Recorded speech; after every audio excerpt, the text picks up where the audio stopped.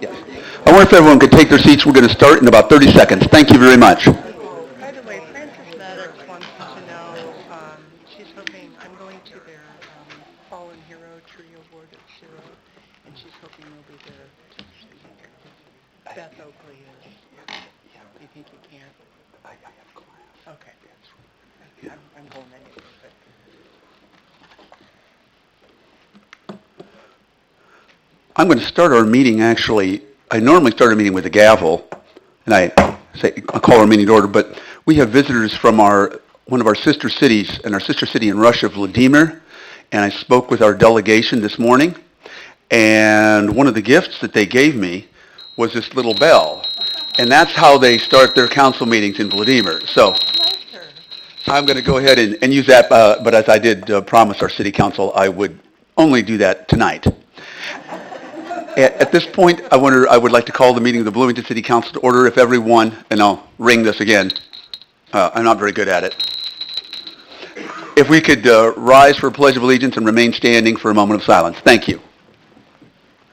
I pledge allegiance to the flag of the United States of America and to the republic for which it stands, one nation, under God, indivisible, with liberty and justice for all.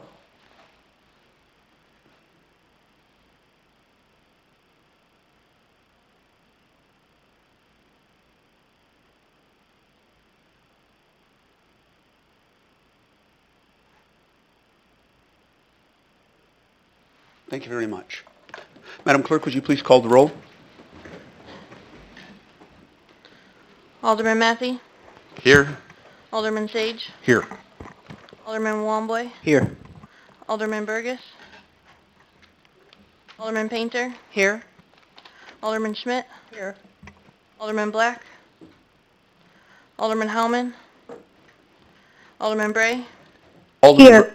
Here. Yeah, and then, we do have a quorum, but at this point, Alderwoman Bray is participating virtually, and we would need a motion to permit her to permit virtually. Is there a motion to that effect? I'll make that motion, Mayor. Moved by Alderwoman Schmidt. Is there a second? Second. Second by Alderwoman Painter. Madam Clerk, would you call the roll? Mayor Renner. Oh, I don't think I vote on that one, unless it's a tie. Oh, I'm here. Absolutely, thank Yeah. That's right. Sorry.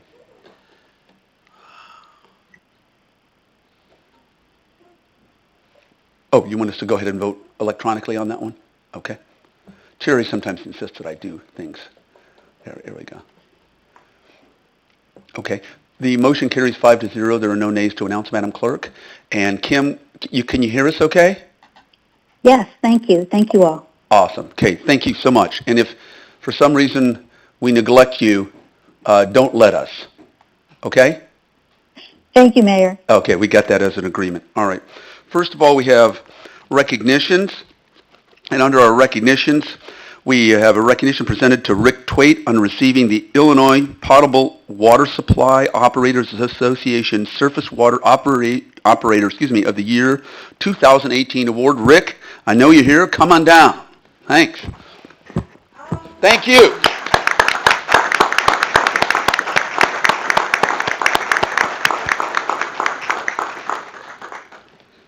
And I do have a proclamation and some other things here to read. There are a lot of whereases, of course, in this proclamation. You're familiar with that, Rick. But recognition, Illinois Potable Water Supply Operators Association Surface Water Operator of the Year 2018 Award, Rick Twait. Whereas the city of Bloomington is proud of its employees and their accomplishments and wishes to recognize those who excel in their positions and take ownership of their projects and profession. And whereas the Public Works Department in the city of Bloomington is dedicated to its values of stewardship, customer service, professionalism, integrity, trust, openness to change, leadership, attitude, and teamwork. And whereas Rick Twait, Superintendent of Water Purification and the Water Division of Public Works, was named Surface Water Operator of the Year by the Illinois Potable Water Supply Operators Association. And whereas Rick has helped propel public works staff forward with leadership, innovation, and encouragement, and has had a willingness to help and mentor others. And whereas Rick represents the very best in professionalism and integrity and encourages others to innovate and grow through their involvement in the potable water industry. And whereas Rick is routinely recognized for his outstanding work in supplying safe drinking water on a daily basis to consumers, as well as his contributions to the industry and the community. And whereas Rick's expertise and advice are sought-after resources for his employees, colleagues, higher education, and agency partners, and multiple state and local boards upon which he serves. I therefore, now Terry Renner, Mayor of the City of Bloomington, do hereby proclaim the recognition of Illinois Potable Water Supply Operators Association Surface Water Operator of the Year 2018 Award presented to Rick Twait. And Rick, come on forward. And we also have some other things for you. And we've got your boss taking pictures right there. Okay. If we could do that. If we could take a quick look. And in addition, there is a big award here that started in 1941. Get your cameras ready. Wow. Okay, and The traveling trophy. yeah, actually, you could do curls with this thing. It's very heavy. Anyway, thank you, Rick, and I'm going to present this to you, but that's not all. But wait, there's not. It's like the Super Bowl of water treatment, right? This is a lot. It's water treatment, Oh. and Rich, he literally wrote the book.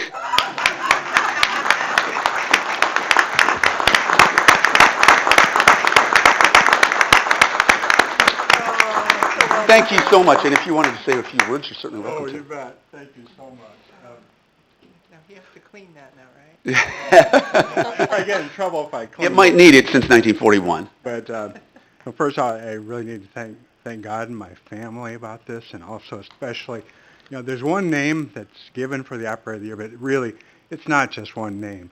It's everyone that I have the privilege of serving with in the department, at the plant, around the lake, downtown, the people who knit the bills and all that. And especially you. Thank you so very much for over the years, all the support you've had, the trust that you have in us. It really makes our system what it really ought to be. And just thank you so very much. Thank you, Rick.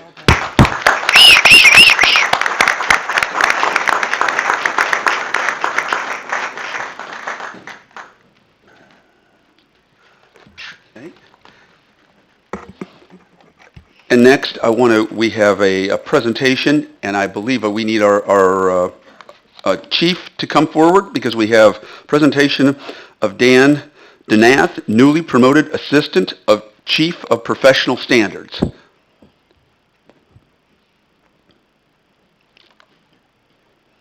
Thank you.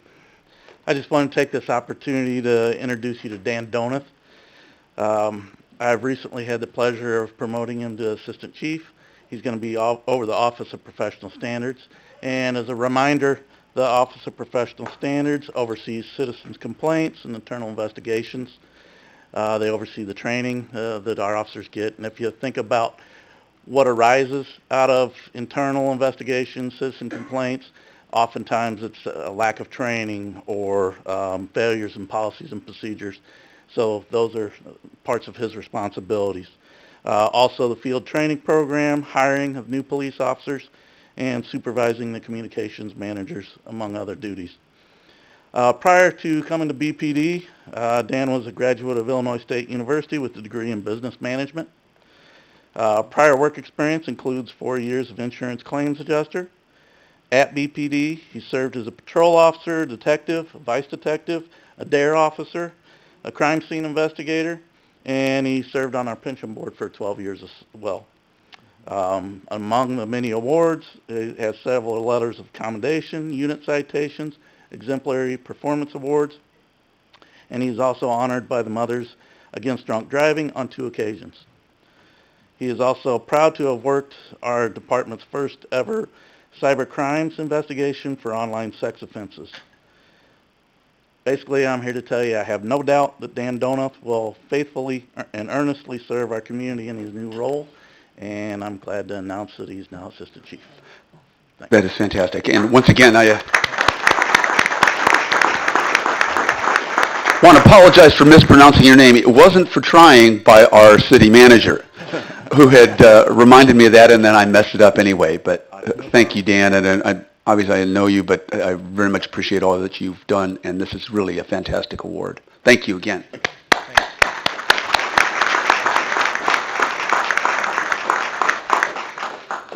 Next, we have a recognition and presentation of a plaque from the state fire marshals to Eric Vaughn, Deputy Fire Chief, on his 28 years of service to the city of Bloomington upon the occasion of his retirement. Chief, Can I give just a little lead-in on this? you certainly can. You have the floor. Thank you. So tonight, it's my honor to recognize Deputy Chief Eric Vaughn. He has served over 28 years with the department. Eric joined the department in October of 1990 and has served many roles working his way through the department ranks. He served in the Fire Prevention Bureau as a fire investigator inspector and then as public education officer from November of 1991 to July of 2008. Eric was promoted to lieutenant on May of 2003 and then captain in June of 2006 while in the Prevention Bureau. He was promoted to training officer in October of 2010, where he earned his promotion to assistant chief on October of 2011. He was then promoted to deputy chief of administration on August 9th of 2013. Deputy Chief Vaughn holds a vast amount of experience and knowledge of the fire service, and particularly about the Bloomington Fire Department, that will be deeply missed. Deputy Chief Vaughn will officially retire on Friday, November 16th. So please join me in thanking Deputy Chief Vaughn for his 28 years of dedicated service to the community.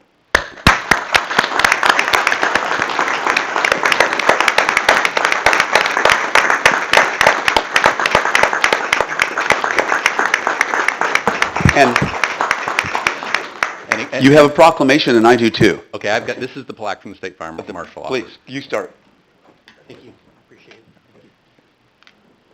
it. Did you want to read the plaque, or?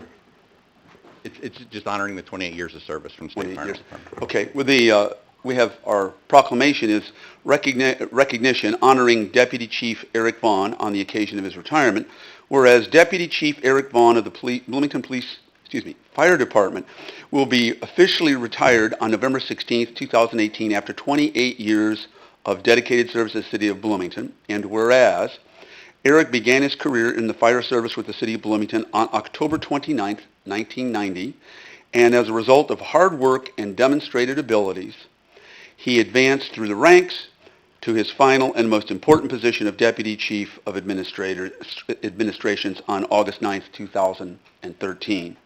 And whereas throughout his 28 years of service, Eric has been a tremendous advocate for protecting lives and property through fire prevention and public education for a safer community, and whereas Eric has been a dedicated American Heart Association CPR instructor for over 16 years and has taught more than 600 courses teaching life-saving skills to members of our community, and whereas Eric has played a vital role in implementing and placement of AEDs in the community AED program with Illinois Heart and Lung Foundation, and whereas Eric has been a strong leader in the organization and has been a positive role model and mentor to others, and whereas Eric has exemplified the chief vision of dedicated to our profession, our community, and each other. Now, therefore, I, Terry Renner, Mayor of Bloomington, Illinois, take this opportunity to express our sincere and grateful appreciation and hereby extend to Eric Vaughn our congratulations on his well-earned retirement and our best wishes for him in continued success and happiness and in good health for the years to come. Thank you so much, Eric.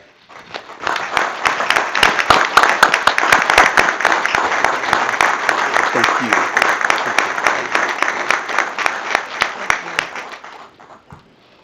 I know Eric has some family here. I know his wife Misty is here. And so, do we want to do some? Guys stand up. Do you want to do some quick photo ops? Yes. If the family want to come behind here, or out by the podium? No, I got a photographer here too, so. Okay. Carl? Definitely the better half of the two. Oh, Who else is here? I know you're. Yeah, if I could just take a moment. Please. like to introduce my wife Misty, who has definitely been my right and left hand to keep me moving, and her parents are here as well. I would like to thank the council, of course, for all the support that you've given the fire department, but I also want to thank the citizens of Bloomington for giving me the opportunity for the last 28 years to be here and stand guard. And it's an emotional time, and this is why I didn't want to do this. But I also want to thank all these gentlemen in uniform, whether from Bloomington, Towanda, Peoria, wherever they're from. We all stand in front and are there to be that protector. And I appreciate every one of these guys because through them, whether they're old or new, they've blessed me in one way or another, and I can't do it without them. So thank you guys. Keep safe. And thank you.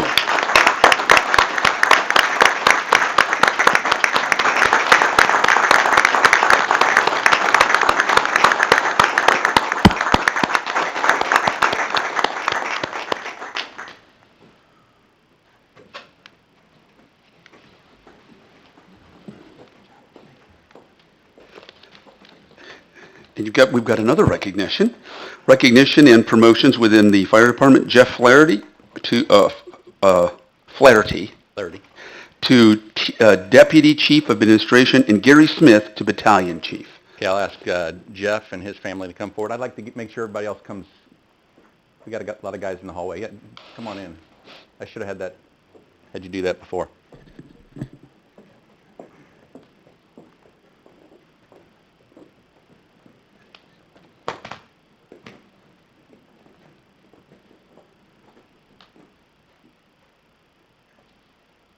Everybody in the hallway?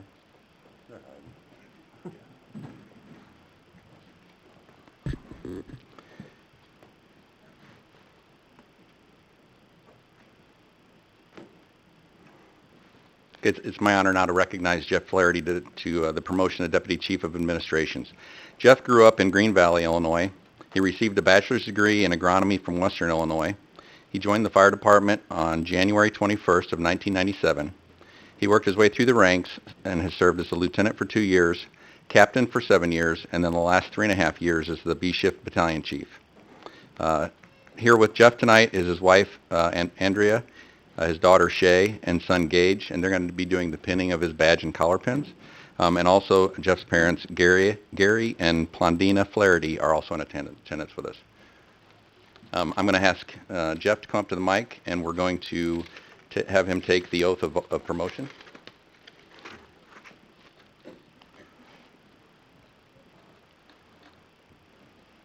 Raise your right hand. I'll read it to you.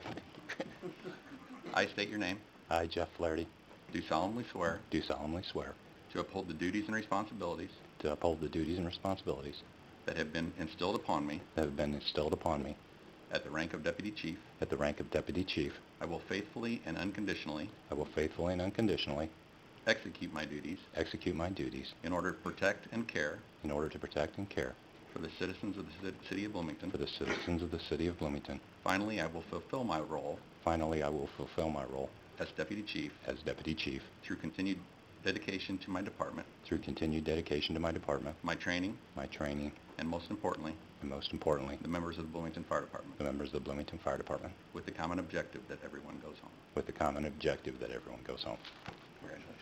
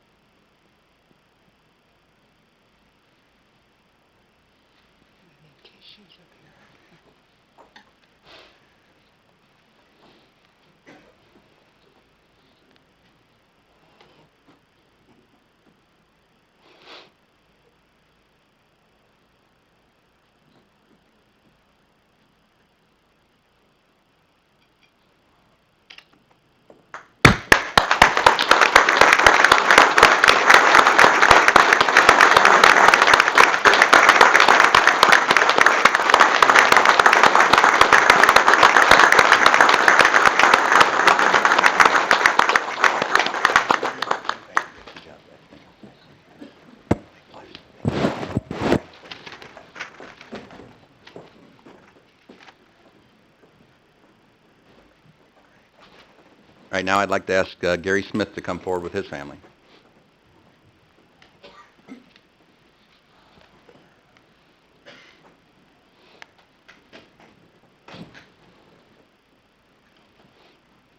Gary has served Bloomington Fire Department for over 27 years, working his way up through the ranks.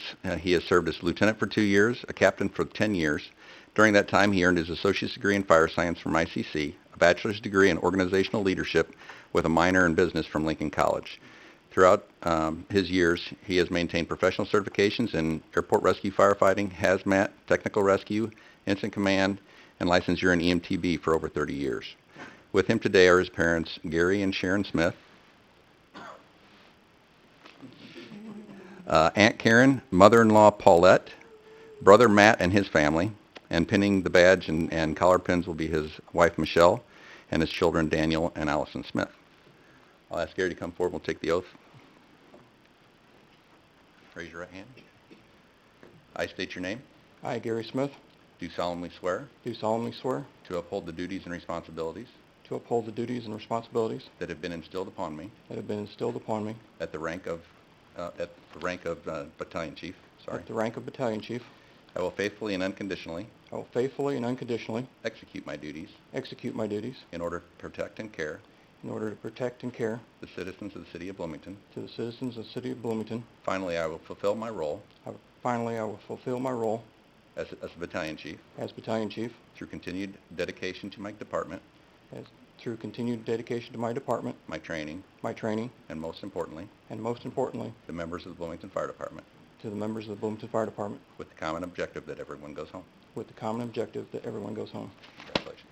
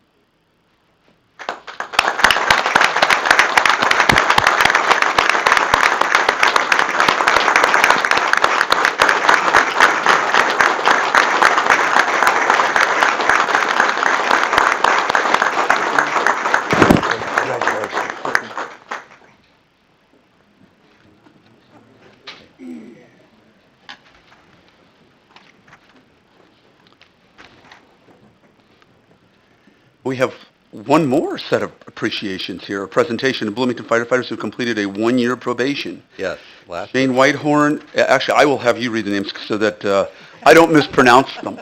Yes, last and certainly not least, we've got our 7 individuals that completed their 1-year probationary period. I'd like to ask them to come forward here and stand up next to me. I'm going to read a short bio about each one of them, just have them introduce who's here from their family or who's here with them, and then they'll take the oath with the city clerk. Make a semicircle right here. Why don't you step forward first? First, I'd like to introduce Shane Whitehorn. He is originally from Springfield, Illinois, where he worked as a paramedic for a private EMS agency prior to being hired at Bloomington. He's an alumni of Western Illinois University, where he received a bachelor's degree in fire protection. He is a first-generation firefighter who has dreamed of becoming a firefighter since childhood. He is the youngest child of Gary and Christina Whitehorn. He has an older sister named Martha. Her and her husband, Frank, have 2 children, Annabelle and Hunter. He has a girlfriend named Stevie, and he states that he needs to get around to marrying her soon. Shane's very thankful for the opportunity, and he looks forward to serving the city of Bloomington alongside these great gentlemen for the next 30 years. So. And we have that on the record. Yeah. And next, you want to say who's here in attendance with you? Yeah, I'm joined by my parents, Gary and Christina, my sister Martha, her 2 children, my cousin Mike, and my girlfriend Stevie. Kyle. Next, we have Kyle Tiemann. Kyle was born and raised in LaSalle, Illinois. His interest was piqued for the fire service throughout his life by watching his dad and uncle volunteer for LaSalle. Later, Kyle and his brother and both of his brothers started volunteering in LaSalle as well. Kyle credits his brother Ryan, who works for the Ottawa Fire Department, for pushing him and mentoring him to be successful in the fire service. Kyle got his degree in fire service technology from Joliet Junior College and is paramedic from Illinois Valley Community College. Kyle served his community in LaSalle as a firefighter paramedic for 2 years before getting the call to join Bloomington. Kyle has made Bloomington his home and is excited to spend a career with Bloomington firemen, as a Bloomington fireman. You want to introduce who's here with you tonight? I guess I have my parents, Dale and Becky, my 2 brothers, Ryan and Corey, and my Uncle Dean and Aunt Dawn. Next we have Thomas Trey Conley. Trey comes to us from Hinckley, Illinois. Trey has always wanted to follow in the footsteps of his father to become a career firefighter. He began his fire service career volunteering in Hinckley Fire Protection District in 2009 after completing high school. Trey attended Western Illinois University and graduated in 2015 with a Bachelor's of Science degree in Fire Protection Service and Emergency Management.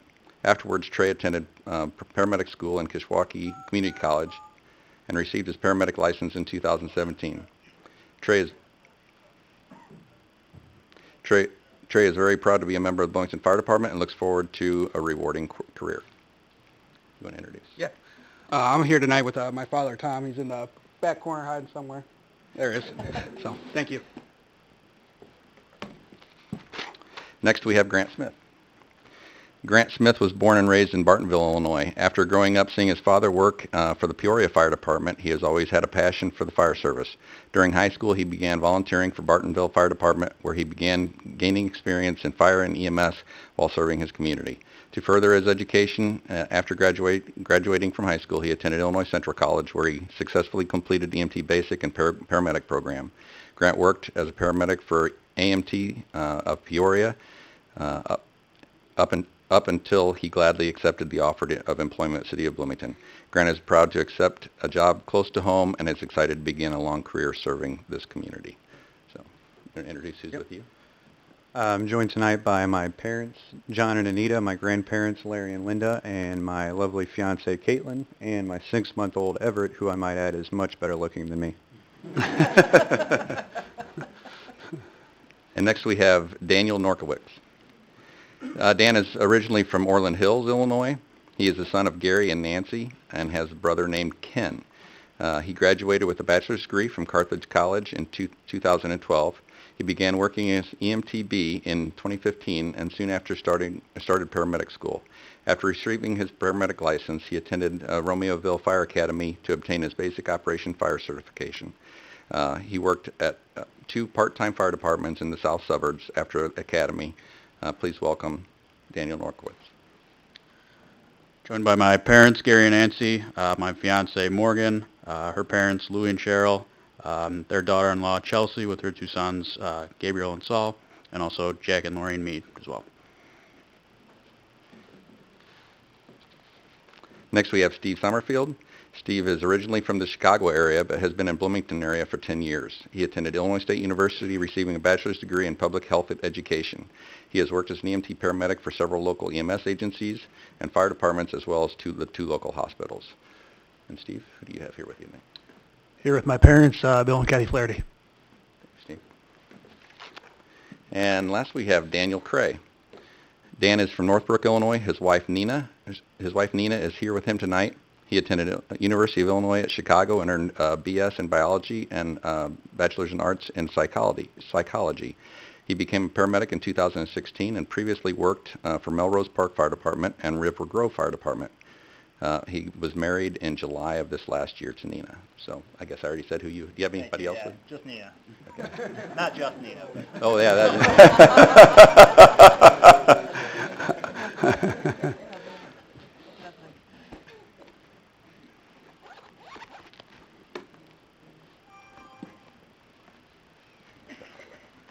All of you want to stand in front so everybody can get photos?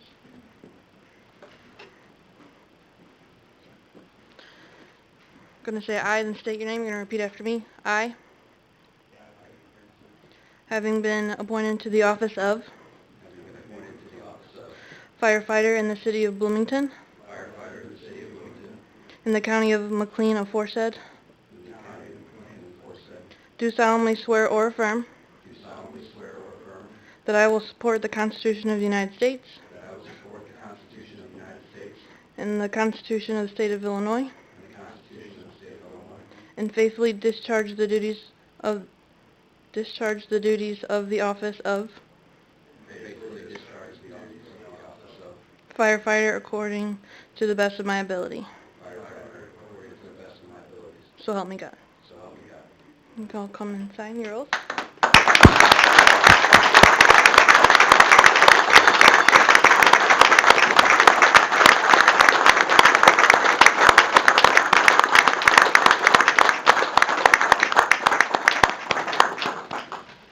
Can I? There are 2 copies. Do copies. My name's spelled wrong. Okay. Congratulations. Thanks. Thank you. Congratulations. Congratulations. Congratulations. You too.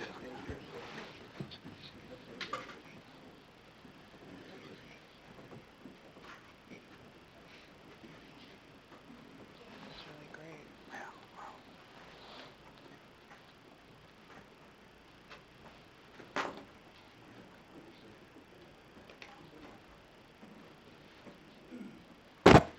Congratulations.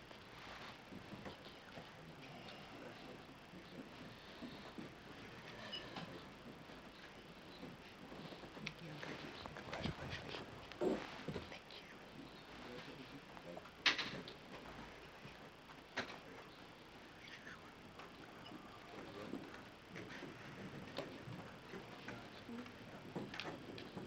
There's 2 copies.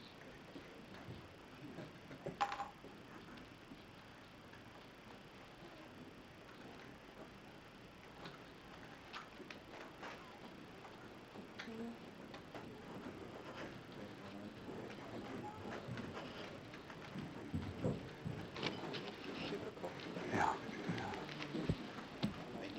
Thank you, Chief.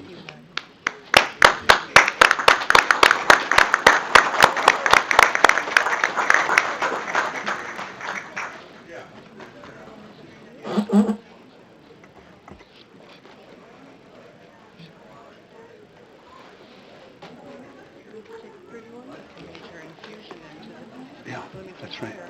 Yeah, absolutely.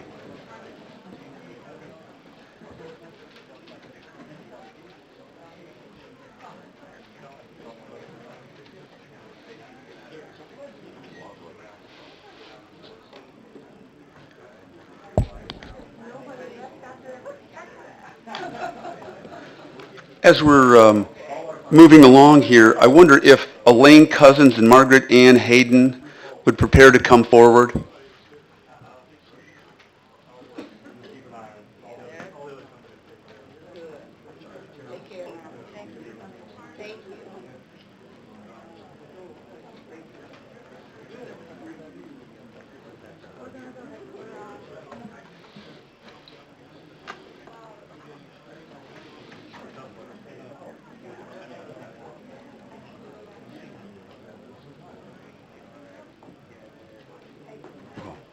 Hold on for just a second.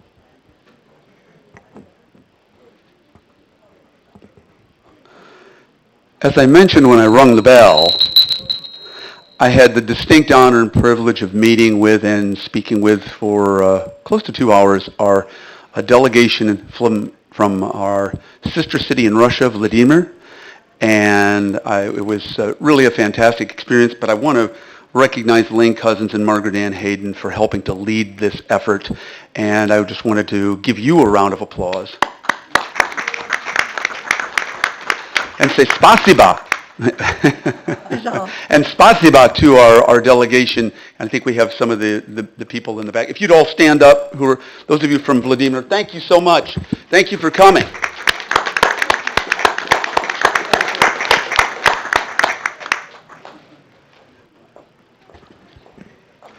At this point, we're going to move to public comment. We have one public comment card, Scott, Scott Steinley.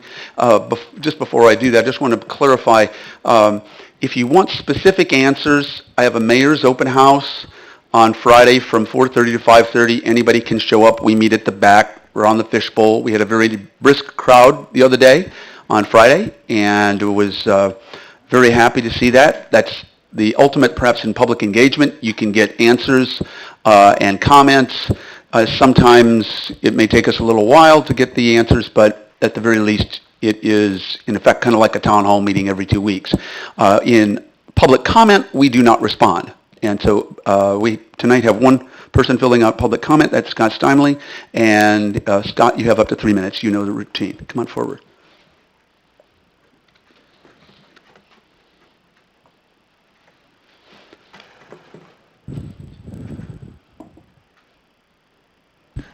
Scott Steimling, Ward 5.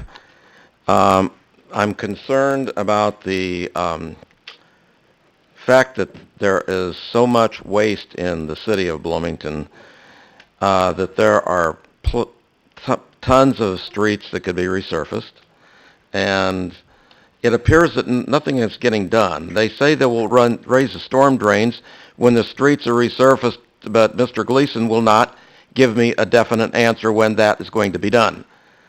I guess as you enter Bloomington, should say, "Welcome to Bloomington, home of the potholes." You know, there was one car that I had that hitting a pothole did over $900 worth of damage. The city said, "Well, we're not going to cover it. We're protected by the Tort Immunity Act." My insurance company paid it immediately after their investigation. Terry, this is absolutely unforgivable. You can't tell me that the city does not waste more money, and the cost is going up year by year. It would have been a whole lot easier to fix the potholes as they come due. What if somebody would be this late in paying the property taxes, their property be gone, and you know it in a heartbeat? Thank you. Thank you very much. We're going to move on to our consent agenda. Are there any items on the consent agenda that any of our council members would like to have pulled for separate consideration? Alderwoman Schmidt. I believe that Alderwoman Bray is interested in talking about 7D. 7D, okay. D is in dog. D is in dog. Okay. Is that correct, Kim? Is that correct, Kim? Yes, Okay. yes, thank you. 7D, any other items to be pulled from the consent agenda? Is there a motion to approve the consent agenda as presented with the exception of item 7D as in dog? I'll make that motion. Okay. Motion made by Alderwoman Painter. Is there a second? Second. Okay, so we have a motion and a second to approve the consent agenda as presented with the exception of item 7D as in donut. Okay, if everyone will go ahead and vote.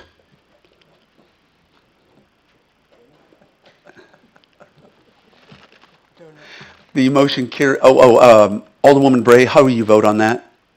I vote yes. Okay. Motion carries 6-0. There are no nays to announce, Madam Clerk. And I will go ahead and turn it over to you, Alderwoman Bray, for questions or concerns, comments about item 7D. Yes, thank you, Mayor, and thank you, Alderman Schmidt, for speaking up for me on that piece. The reason I'm pulling this item is because we've had some discussions about potentially moving our city council meeting and committee of the whole meetings permanently to Tuesday nights. And at this juncture, I would kind of like to make a motion to say that we approve the proposed schedule through June of 2019, giving us an opportunity to further study what we would do from July forward. Okay. And there were multiple reasons for that, and I'll just throw out one of which was just giving us some extra opportunity to visit on the topics that are published in our packet, generally late in the week prior to the city council meeting. It would give us then the 2 full days to visit with staff, both a Monday and a Tuesday, prior to having a meeting. That's one reason. I'll stop there so others could weigh in. Okay. So your proposal then would be that we would approve this item, but with the amendment that that this would go through the end of June, and there would be reconsideration before that time about perhaps moving our meeting to Tuesday rather than Monday. Is that correct? Yes, Mayor, thank you. Okay. Can I take that in the form of a motion so we can then begin a discussion on that? Yes, that's my motion, that we approve this proposed schedule through June 30th of 2019. Okay. Okay. Is there a second to that motion? I'll second. We had a couple of seconds. We'll have Alderman Longway, seconded by Alderman Longway. Any further discussion on that item? Alderman. City Manager Gleason. Thank you, Mayor. Jeff Juergens, Corporate Counsel, was saying that he believes that we need to adopt the full schedule for the calendar year 2019, but we can come back and amend the July 1st through December 31, 2019 meeting dates at a later time. Okay. So you're suggesting that we perhaps, Alderwoman Bray, would you, and I'm going to ask the seconder as well, given that situation, are you okay with us amending that motion to approve this with the understanding that we will and can reconsider moving our meetings to Tuesday by the end of June? Yes, thank you, Mayor. Okay. Is the seconder okay with that? No, I'm kidding. Yes. Okay. Okay. At this point, is there any further discussion on the calendar? If not, why don't we go ahead and vote then on the calendar with the understanding that we will have discussion on possibly moving this to Tuesday for many of the reasons that Alderwoman Bray just articulated. Oh, and Alderwoman Bray, I'm assuming you're voting in favor of your own motion? Yes. Okay. All right. So that means the motion carries 6-0. There are no nays to announce, Madam Clerk. And we move right along to our regular agenda. And item 8A is a restoration of the fiscal year 2018 comprehensive annual financial report as audited by Baker Tilly Virchow Kraus as requested by the Finance Department. And we have a brief overview. And I'm going to turn it over to our city manager and then a brief council discussion. Thank you, Mayor and Council. This is an annual report, annual financial audit, commonly known as a CAFR, is the acronym. Baker Tilly is the firm that we use for this. Scott Rathman, Finance Director, do you have a couple of comments before we turn it over for a brief presentation by Baker Tilly, and then questions or comments from Council? Welcome, Scott. Thank you. Good evening. My brief comment is to actually put out an official thanks to the Finance Department. I'm a member, but there's been a lot of transition and turnover within the department over the last few months. There's been a lot of hard work put into getting the audit completed on time. So to the crew, I just wanted to say that publicly before I introduce Jason Coyle, who's a partner with Baker Tilly, to give just a brief overview of the audit. Thank you, Scott. Welcome. Thank you. Good evening. It's good to be with you again. Um, I'm going to touch on your CAFR and just go over it very briefly. I do want to echo what Scott said, though. I thank the Finance Department for all their work in putting together and working with us as we complete the audit. Your financial statements are 175-plus pages long. It's a lengthy document. There's a lot of work that goes into it. Your fiscal year end is April 30th, as you know, and we're here a little over 6 months later. And that's how long it takes to put this document together. 6 months is very common, in part because there's just so much work that has to go into developing all the accruals by the city staff, and then we come in and ask them a whole bunch of questions about what went on during the year and look at a lot of support. And there's a lot of other information in here that comes from actuaries and your police and fire pension, and there's just a lot of reports that have to get pulled together. So a lot of work goes into this, and we really appreciate that and working with them. So you do issue, as was mentioned, a CAFR, Comprehensive Annual Financial Report, and you should be congratulated on doing that because you go above and beyond what is actually required in your annual audit. But that's great because it gives you as the city council, as well as whoever else is reading this, bondholders, the public, whatnot, greater transparency of your operations because there's more information in here than is actually required in a, quote, standard audit. The information in here that comes from my firm is 3 pages long. If you happen to have this in front of you, it's pages 1, 2, and 3. It's our opinion. It's unmodified or a clean audit opinion, highest level of assurance we can give over your financial information, same or similar to the opinion last year. Basically what that means in layman's terms is people can use the information in your financial statements to rely in all material respects as they evaluate the health of the city, financial health of the city. So I know not everyone comes to the council wanting to read 175 pages every year, but there is a section in the front called MD&A, which stands for Management's Discussion Analysis. If you don't read anything else in here, I would encourage you to take a look through that. It kind of summarizes what went on during the year. There's some charts, there's some comparisons to the prior year. As the name implies, management does prepare that, and they do a great job of highlighting some of the bigger events that went on during the year.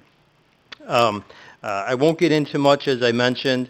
I do want to call out one thing. You might have recalled a few years ago something occurred where the net pension liabilities were placed upon your financial statements for the first time. In Illinois, pensions are a big deal for a lot of reasons, in large part because at a state level they're unfunded or underfunded. And so you have 3 pension funds that you work with: the police pension fund, the firefighters pension fund, and IMRF, which is basically for everybody else. So at the end of last year, the total pension liability was $148 million.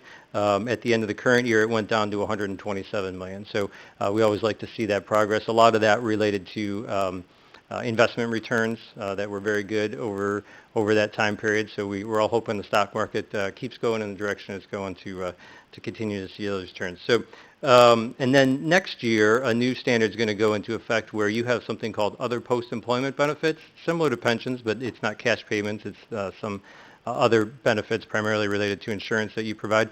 That liability is going to go on your financial statements again next year. So kind of similar idea to what happened to the pension. Not nearly as large a number as the pension, but just wanted to highlight that to you. One of the things I'll point out is, if you happen to have it again, page 28 and 29, these are your governmental funds. Your general fund, your primary operating fund, saw an increase in fund balance during the year by about $5 million. And overall, your governmental funds increased fund balance by $2.7 million. And the only other thing I'll mention is you have something called business type activities, which are funds that are meant to be, for the most part, self-sustaining through charges for services. Overall, we saw those funds increase by about $1.5 million. Some had an increase, some had a decrease, so some were self-supporting and some were not, but overall they had a positive increase. And that's all I'll mention in your actual financial statements. There's another document that we put out which is informally called a management letter. I won't go into it in detail. There's a couple recommendations in here. As we come in and kick your tires on your internal controls, we have a couple recommendations.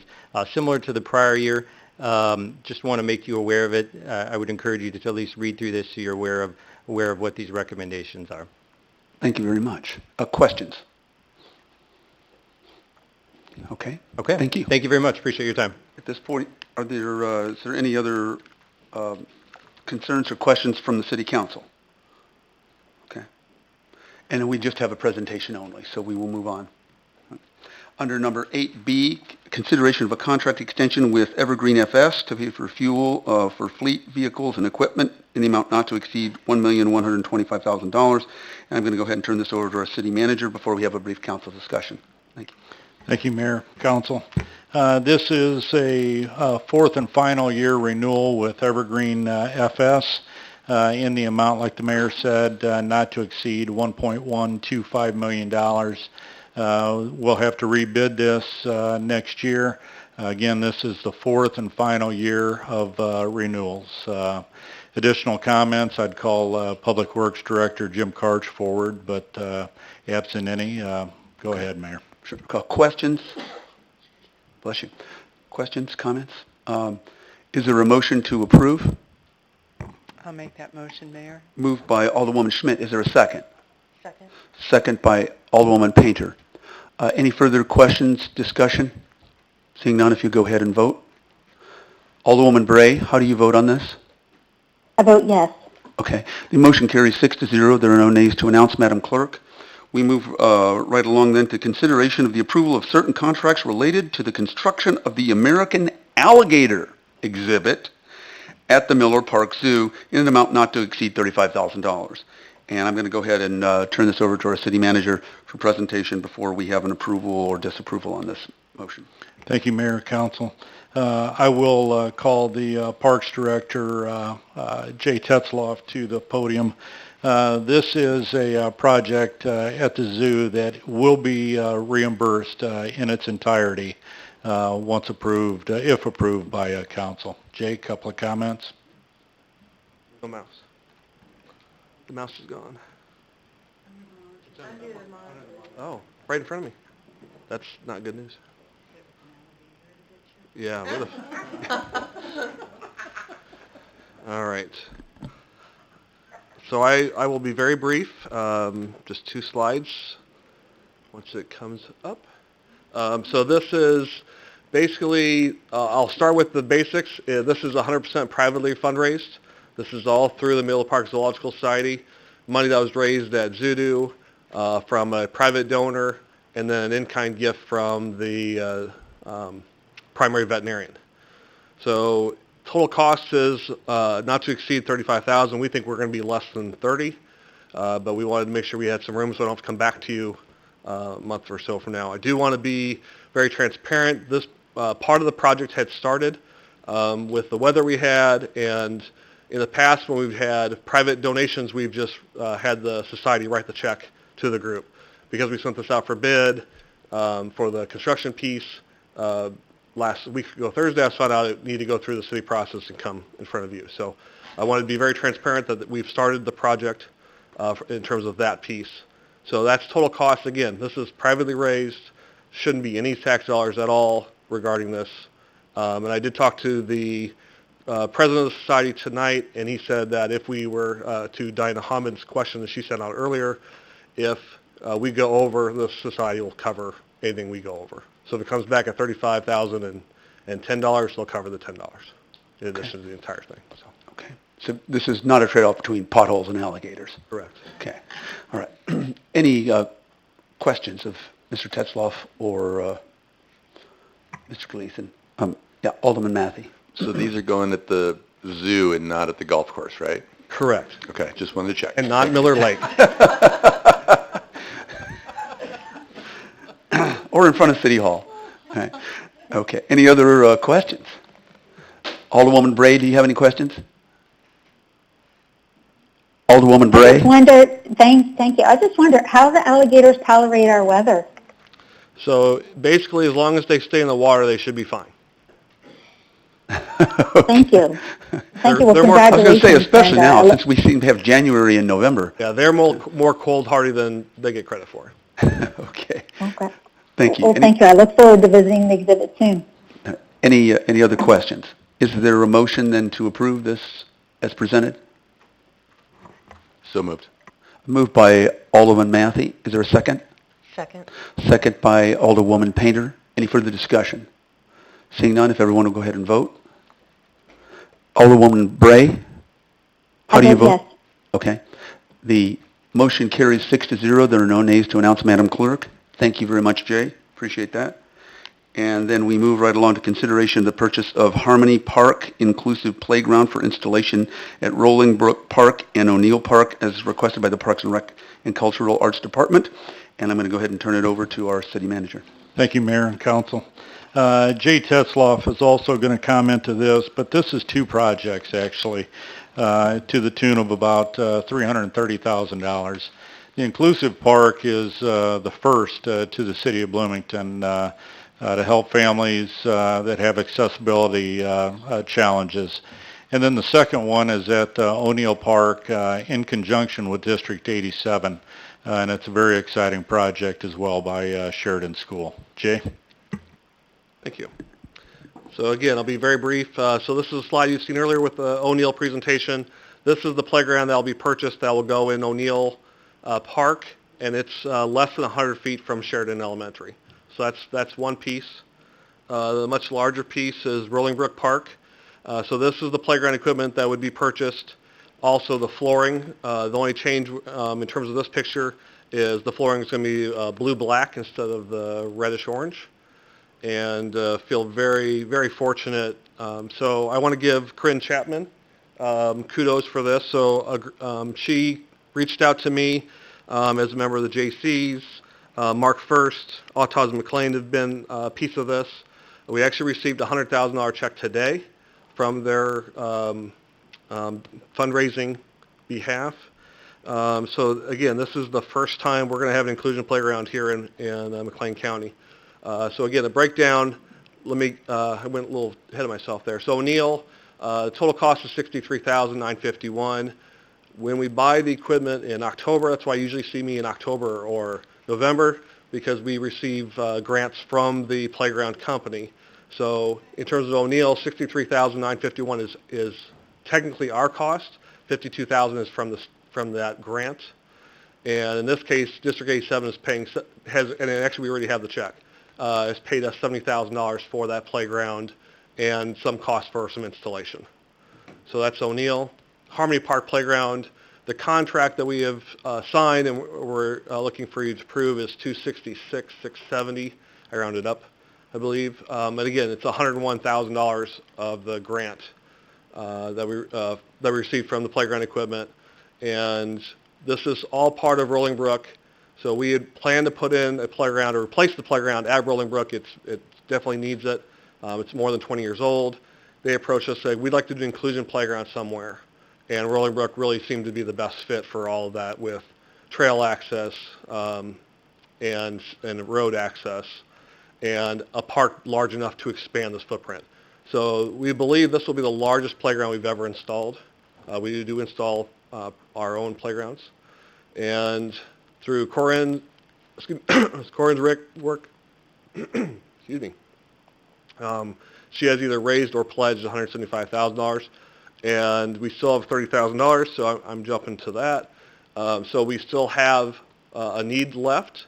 Fencing costs is what we have pretty much left. We have some concrete costs we figure we still need, but we're still fundraising. The Harmony Park Project.org, there's a donation button on there. You can go and give any amount you want to give.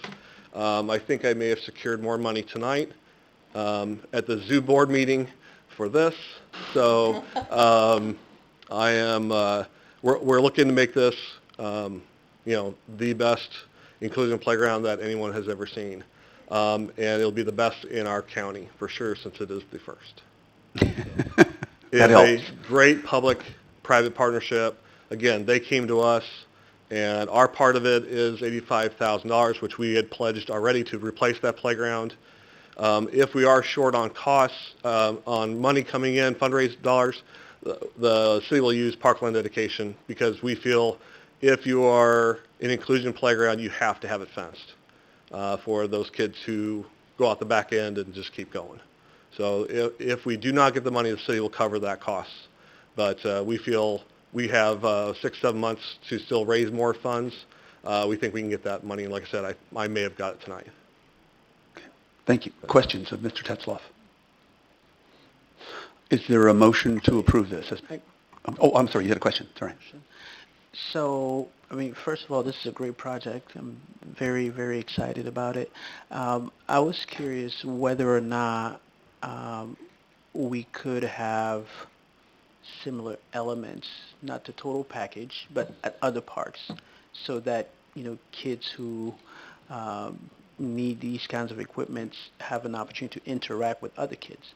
Yeah, we There's a big definitely learning will consider opportunity that there. more as we move forward with replacing playgrounds, since we do pretty much at least one playground a year. We definitely will look into that more, especially with this, has been such a, anytime we talk about this, somebody's like, yeah, I'd love to have that closer to me. So we've had those ideas and those thoughts as well. So it's those pieces, well, I shouldn't say this, those pieces can be more expensive. They're not usually part of the grant funding necessarily, but it's something we definitely will look at and consider every time we put a new piece of playground equipment in. Awesome. And then I'd like to say thank you, to the JCs and all the other groups who participated in the fundraising.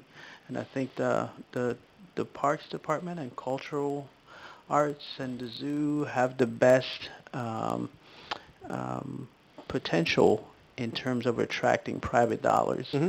And I would encourage us to not just wait for them to come to us, but for us to go out to others to try to do that. Alderman Sage. Thank you. And this is a tremendous community partnership. And I was just wondering, and I'll look to the mayor for his discretion in terms, we certainly don't want to put our friend from the JCs on the spot. Maybe have them come up and have her come up and share with us a little bit about their fundraising Absolutely. and some of the other things they've done. Absolutely, of course. Yes. Yeah, thank you, Alderman Sage. Hi, how are you all? Good. Good evening. Good evening. So my name is Corinne Chapman. I have a son, Max Chapman, who is 5 years old, and he has something called paroxysmal biogenesis disorder. So he has a genetic disorder that has severely limited his ability to be mobile. It limits his hearing and his vision as well.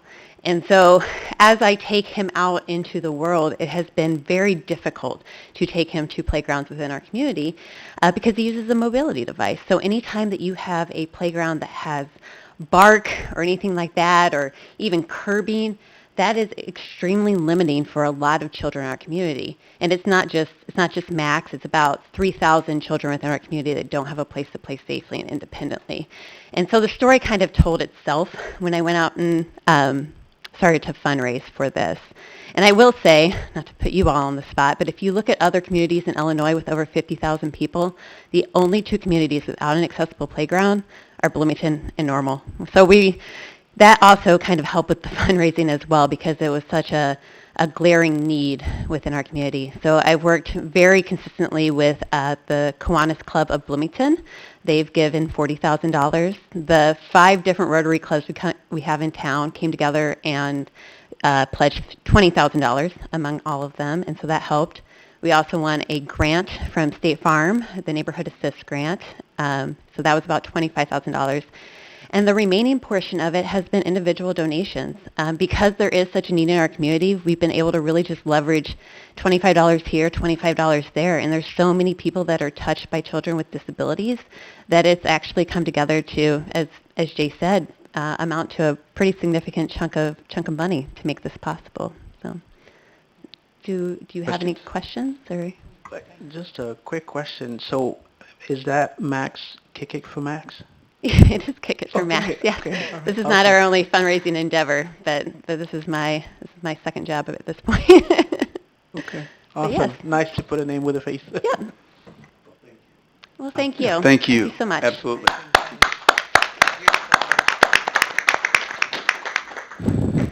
Okay, at this point, any other comments, or do we have a motion? I would like to make a motion to approve both of these park financials as presented. Is there a second?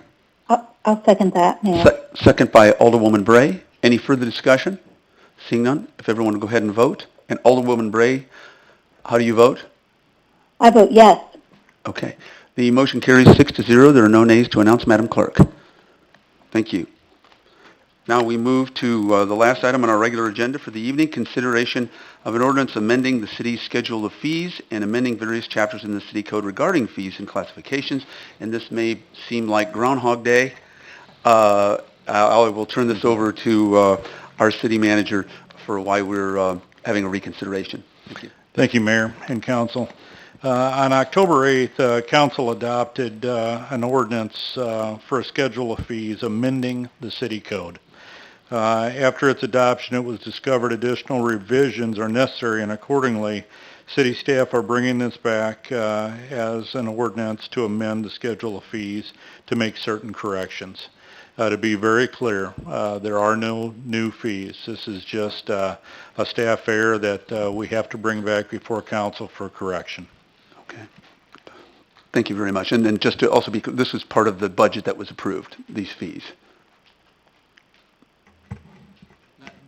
These aren't the increased fees. These were existing fees that were already in place. Okay, but that was part of the existing budget. Right. Okay, sorry, didn't mean to throw us off course. Any comments? Questions? Is there a motion? I'll make that motion. Okay, moved to approve by Alderwoman Painter and second by Alderman Milowambwe. Any further discussion? Seeing none, if everyone would go ahead and vote on this. Alderwoman Bray, how do you vote? I vote yes. Okay. There are 3 nays, 3 ayes, and I will vote aye. And so the motion carries 4-3. Okay. Thank you very much. And at this point, we're finished with that, and I will turn this over to our city manager, city manager's discussion. Thank you, Mayor. Scott has just put up on the screen the schedule for events upcoming through the remainder of the year. Then additionally, I have a couple of comments. Next week, on Monday night, November 19th, we have a committee of the whole meeting, and we're going to have a presentation by the Bloomington Police Department, specifically Chief Wheeler, Assistant Chief Bays, and Assistant Chief Donath. And it's going to be about body-worn cameras. This is one that we're going to have a public discussion, and then we plan on bringing this before council as an agenda item on November 26th. Also, we're going to have an update from Jim Karch on the sewer and water line discussion that we had a couple of months ago. There was a fair amount of questions and homework for staff to do. We're going to make that follow-up presentation at the committee of the whole meeting on November 19th. Also, just updating, this is something that again came from Jim Karch, Public Works, and his efforts on quiet zones will begin next week on November 20th. In July, the city staff reached out to various stakeholders with representatives of McLean County, U.S. Department of Transportation, Illinois Department of Transportation, Federal Railroad Administration, the Illinois Commerce Commission, Union Pacific Railroad, and with that, we were just recently notified again that on November 20th, a train horn quiet zone at 3 public railroad crossings will begin. The crossings are part of the Union Pacific Railroad Amtrak line, which runs north and south through Bloomington and Normal. The 3 public railroad crossings are at Washington Street, Miller Street, and 6 Points Road. In a quiet zone, the train operators for all train types do not routinely use a train horn at each crossing. However, operators must use a train horn if a vehicle or pedestrian is present on the tracks. If a pedestrian is near the train crossing, if there is construction on the tracks, or if there or any other type of emergency situation occurs. There's a larger press release that will go out tomorrow, but I wanted to share this with council and the community. And that's it, Mayor. Thank you. Thank you so much. I just wanted to once again thank our sister city committee and welcome the people from Vladimir, Russia to Bloomington Normal. Again, we have a dinner tomorrow evening, and we will certainly look forward to educational and other kinds of cultural continued exchanges, with that relationship. I'd also like to thank our city manager for continuing to provide good, strong fiscal leadership and administrative leadership for all the things that you've done, and to remind people that we are delivering the same public services with about 150 fewer employees than we did about 8 or 9 years ago, and we have more people to serve by a few thousand than we did. So thank you, and thank you to our staff at administration. Thank you, Mr. Gleason. Thank you, Mr. Juergens, for trying to keep us on track. So that's all I have. Alderwoman Schmidt. I just want to give a public shout out to Parks and Rec and Community Development for Woodbury Park. This is the night for parks, but Woodbury Park is a great addition to that neighborhood, and they did an outstanding job. Thank you very much. I was remiss in that. That was a very cold day, but thank you. But I'm glad that you brought that up. Yes, thank you also for Woodbury Park. Anything else? At this point, is there a motion to adjourn? So moved. Moved by Alderwoman Painter. Is there a second? Second. Second by Alderwoman Schmidt. All in favor signify by saying aye. Aye. Thank you, Aye. Kim. We're Aye. adjourned.